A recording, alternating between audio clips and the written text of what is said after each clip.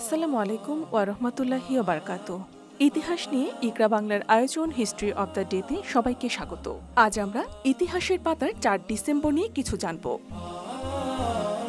১১৩১ সালের এই দিনে বিখ্যাত পারস্য গণিতবিদ, জ্যোতির্বিজ্ঞানী, দার্শনিক এবং কবি ওমর খৈয়াম ৮৩ বছর বয়সে নিশাপুরে ইন্তেকাল করেন, যা আধুনিক যুগে ইরানে অবস্থিত।